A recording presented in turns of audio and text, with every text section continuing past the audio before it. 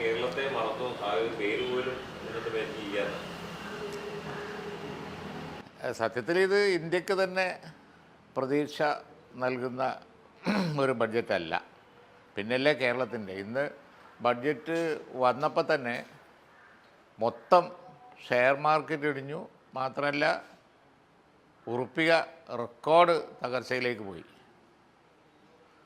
ഇത് സൂചിപ്പിക്കുന്നത് ഈ ഗവൺമെൻറ്റിൽ ഇൻവെസ്റ്റേഴ്സിനോ ജനങ്ങൾക്കോ ഒന്നും തന്നെ വലിയ പ്രതീക്ഷ ഇല്ല എന്നാണ്. അവർക്ക് തന്നെയും മുമ്പോട്ടുള്ള കാര്യത്തിൽ ഒന്നിനും ഒരു നിശ്ചയവുമില്ല എന്നുള്ള നിലയിലാണ് ബഡ്ജറ്റ് കണ്ടാൽ തോന്നുക. എങ്ങനെ മുന്നോട്ട് പോകും എന്നതിനെക്കുറിച്ച് ഒന്നിനും ഒരു നിശ്ചയമില്ലാത്ത ഒരു അപ്രോച്ചാണ് ബഡ്ജറ്റ് പ്രസംഗം കഴിഞ്ഞപ്പോൾ തോന്നിയത്. ഇപ്പോൾ അടിയന്തരമായി കൊടുക്കേണ്ട ആനുകൂല്യം എന്ന് പറയുന്നത് സർക്കാരിനെ നിലനിർത്താൻ കൊടുക്കേണ്ട ആനുകൂല്യങ്ങളാണ്. അത് ബീഹാറിനും ആന്ധ്രാപ്രദേശിനുമൊക്കെ കൊടുക്കുന്ന കാര്യം ശ്രദ്ധിച്ചിട്ടുണ്ട്. ഈ കേരളത്തിൻ്റെ കാര്യത്തിലേക്കൊക്കെ വന്നാൽ എന്തെല്ലാം പ്രോമിസസാണ് തിരഞ്ഞെടുപ്പ് കാലത്ത് ഇവിടെ കൊടുത്തത്. ഒരു സീറ്റെങ്ങാനും ജയിക്കുകയും ഒരു മന്ത്രി എങ്ങാനും ഉണ്ടാവുകയും ചെയ്താൽ ഇവിടെ പാലും തേനും ഒഴുകുന്നാണ് പറഞ്ഞത്. അവസാനം കേരളം എന്ന ഒരു വാക്കുപോലും ഇല്ല. ബീഹാറോ ആന്ധ്രയൊക്കെ എത്ര പ്രാവശ്യമാണ് വന്നത്? അപ്പോൾ തൽക്കാലം ഈ ഭൂരിപക്ഷമില്ലാത്ത ഗവൺമെൻറ്റിനെ നിലനിർത്തണം എന്നല്ലാതെ ദീർഘകാല അടിസ്ഥാനത്തിൽ നാടിൻ്റെ പുരോഗതി അതിനനുസരിച്ചൊരു ബഡ്ജറ്റ് എന്ന ചിന്ത ഇപ്പോൾ തൽക്കാലം അവർക്കില്ല. ഗവൺമെൻറ് മുരടിച്ചു പോയി. ഒന്നാം BJP ഗവൺമെൻറ്റിൻ്റെയും മോഡി ഗവൺമെൻറ്റിൻ്റെയും രണ്ടാം ഗവൺമെൻറ്റിൻ്റെ അത്ര പോലും ഒരു പ്രത്യാശ അവരെ സംബന്ധിച്ച് തന്നെ ഇല്ല. ഇതെങ്ങനെയെങ്കിലും തട്ടിക്കൂട്ടി ഉന്തിത്തള്ളി കൊണ്ടുപോവുക എന്നുള്ളതേ ഉള്ളൂ എന്നുള്ളത് ഈ ബഡ്ജറ്റ് കണ്ടാലറിയാം. യാതൊരു എന്തൂസിയാസും അവർക്ക് തന്നെ ഇല്ല. അതുകൊണ്ട് ഇൻവെസ്റ്റേഴ്സിനില്ല, അതുകൊണ്ട് മാർക്കറ്റിലില്ല, അതുകൊണ്ട് സമ്പദ്ഘടനയിലും പ്രതിഫലിക്കുന്നില്ല. ഈ കേരളത്തെ സംബന്ധിച്ച് നേരത്തെ അങ്ങ് പറഞ്ഞതുപോലെ തന്നെ പ്രതിനിധികളുണ്ടായാൽ വലിയ രീതിയിലുള്ള വികസനങ്ങളൊക്കെ കൊണ്ടുവരുമെന്ന് പറഞ്ഞിരുന്നു. 2 കേന്ദ്രമന്ത്രിമാരുണ്ട്. ഒരു തരത്തിലും ഇടപെടലുണ്ടായില്ല എന്നുള്ളതാണ് MP-മാരൊക്കെ തന്നെ സൂചിപ്പിക്കുന്നത്. അല്ല, അതുതന്നെ ഇപ്പോൾ അത്തരത്തിലുള്ള കാര്യങ്ങളിലൊന്നും തന്നെ ഇല്ല. അതൊക്കെ എയിംസൊക്കെ അങ്ങ് പിന്നെ കേന്ദ്ര ഗവൺമെൻറ് വരേണ്ട താമസമേ ഉള്ളൂ. ഇവിടുന്ന് ഒരു MP ഉണ്ടായി, മന്ത്രിയൊക്കെ ഉണ്ടായി വന്നാൽ എയിംസായി എന്നാണ് പറഞ്ഞത്. പിന്നെ താമസമില്ല എന്നാണ് പറഞ്ഞത്. ഇപ്പോൾ പതിവ് പല്ലവിയാണ് പറയുന്നത്, കേരള ഗവൺമെൻറ് സ്ഥലം കാണട്ടെ അപ്പം നോക്കാം എന്നൊക്കെ അല്ലേ. അപ്പോൾ അതുകൊണ്ട് കേരളത്തിനൊന്നുമില്ല. കേരളത്തിന് അല്ലെങ്കിൽ തന്നെ ഈ ഗവൺമെൻറ് വന്നതിന് ശേഷം അവഗണന തന്നെയാണ്. മൻമോഹൻ സിംഗ് ഗവൺമെൻറ്റൊക്കെ ഉണ്ടായ സമയത്ത് ഓരോ ബഡ്ജറ്റ് വരുമ്പോഴും കേരളത്തിന് അതിൻ്റേതായ പരിഗണന കിട്ടിക്കൊണ്ടിരുന്നു. പക്ഷേ ഇപ്പോൾ കഴിഞ്ഞ കാലങ്ങളിലുള്ള അവഗണന അവർക്ക് പ്രതിനിധി ഉണ്ടായിട്ടും മന്ത്രിമാരുണ്ടായിട്ടും തുടരുന്നു എന്നുള്ളതാണ് വസ്തുത. ഈ ബീഹാറിനും ആന്ധ്രാപ്രദേശിനും അളവിലധികം പരിഗണന കൊടുത്തു എന്നൊരു ആക്ഷേപം ഒരു ഭാഗത്തുണ്ട്. നിതീഷ് കുമാറും അത്തരമൊരു വിമർശനവും ഈ ബഡ്ജറ്റിനെതിരെ ഉയർന്നു വരുന്നുണ്ട്. അതിനെങ്ങനെയാണ് നോക്കിക്കാണുന്നത്? അതാണ് ഏറ്റവും പ്രധാനം. കാരണം എന്ന് വെച്ചാൽ ഇപ്പോൾ ഗവൺമെൻറ് ഒരു ഷോർട്ട് ടേം അവർക്ക് തൽക്കാലം നിൽക്കണം എന്നുണ്ടെങ്കിൽ തന്നെ ഇവരുടെയൊക്കെ ഡിമാൻഡുകൾ അംഗീകരിച്ച് മുന്നോട്ട് പോയാലേ പറ്റുള്ളൂ എന്നുള്ളതിന് തെളിവാണ് ഈ ബഡ്ജറ്റ്.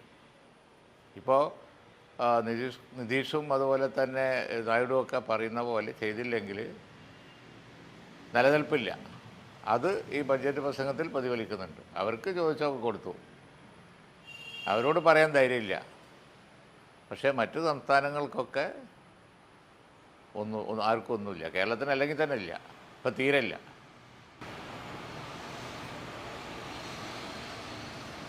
മറ്റൊരു പ്രധാനപ്പെട്ട വിഷയം, മലയാളിയായ ഒരു വ്യക്തി കർണാടകയിൽ ഒരു ഭാഗത്ത് കുടുങ്ങി കിടക്കുന്നുണ്ട്. കഴിഞ്ഞ 8 ദിവസമായി തിരച്ചിൽ നടത്തുന്നത് കണ്ടെത്താനായിട്ടില്ല.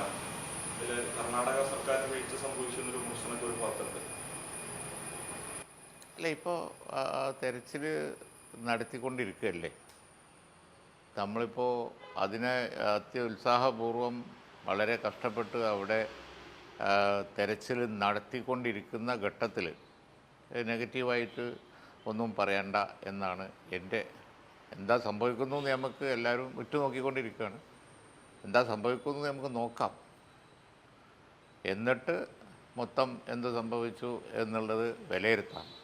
ഒരു ഇതുപോലുള്ള ഒരു ആക്സിഡൻ്റൊക്കെ ഉണ്ടാവുമ്പോൾ നമ്മളടുത്ത് സാങ്കേതിക വിദ്യ ഉണ്ടാവേണ്ടതിൻ്റെയും അതുപോലെ തന്നെ ലോകത്ത് വികസിത രാജ്യങ്ങളിലൊക്കെ നടക്കുന്നത് പോലെ on the spot timely action നടക്കേണ്ടതിൻ്റെയും ആവശ്യകതയിലേക്ക് ഈ സംഭവം വിരൽ ചൂണ്ടുന്നുണ്ട്. ഓരോ പരീക്ഷണങ്ങളും മാറി മാറി പരീക്ഷിച്ചുകൊണ്ടിരിക്കുകയാണ്. ഒരു ഉപകരണം, പിന്നെ മറ്റൊരു ഉപകരണം. സത്യത്തിൽ എല്ലാ ഉപകരണങ്ങളും ഫസ്റ്റ് ഡേ തന്നെ എത്തേണ്ടതാണ്. എന്നിട്ട് എല്ലാ വോയിസസും ഓൺ ദി സ്പോട്ട് എത്തേണ്ടതാണ്. അങ്ങനെയാണ് വികസിത രാജ്യങ്ങളിലൊക്കെ ഇത്തരത്തിലുള്ള വല്ല സംഭവം ഉണ്ടായാൽ ടൈം ഏറ്റവും വലിയ ഫാക്ടറാണ്. അതുകൊണ്ട് ടൈം ലൂസ് ചെയ്യാതെ നോക്കലാണ് ഇതിലെ ഏറ്റവും പ്രധാനപ്പെട്ട ക്രൈസിസ് മാനേജ്മെൻറ്റ്. അതിനുള്ള സംവിധാനങ്ങൾ രാജ്യത്തുണ്ടാവണം, നമുക്കുണ്ടാവണം എന്നുള്ളതിലേക്ക് എന്തായാലും ഈ സംഭവം വിരൽ ചൂണ്ടുന്നുണ്ട്. നമ്മളിങ്ങനെ വാർത്തയിൽ കാണുകയാണ്, ഇന്ന് ഒരെണ്ണം പരീക്ഷ നോക്കണം, നാളെ വേറെണ്ണം പരീക്ഷ നോക്കണം. അങ്ങനെയല്ല വേണ്ടത്. എല്ലാം ഫസ്റ്റ് ഡേ തന്നെ പരീക്ഷ നോക്കണം. അതൊക്കെ ക്വിക്കായിട്ട് അവിടെ എത്തണം. പക്ഷേ അതിനുള്ള സംവിധാനം നിർഭാഗ്യവശാൽ ആ എഫിഷ്യൻസി നമുക്കില്ല. അതാണ് വസ്തുത. രണ്ടാം മോദി സർക്കാരിൻ്റെ കാലത്ത് ബജറ്റിൽ വലിയ ആത്മവിശ്വാസമായിരുന്നു. ഇപ്പം പക്ഷേ അതങ്ങനെ കാണുന്നില്ല. ആ ബജറ്റിൽ തന്നെ സംസ്ഥാനങ്ങളെ പരിഗണിച്ചു. ഇങ്ങനെ പോവുകയാണെങ്കിൽ സർക്കാരിൻ്റെ ഒരു ഭാവിയെ എങ്ങനെയാണ് നോക്കിക്കാണുന്നത്? അതാ ഞാൻ പറഞ്ഞതിൻ്റെ സാരം അതാണ്. അവർക്ക് തന്നെ ഒരു മുരടിപ്പ് ബാധിച്ചു കഴിഞ്ഞു.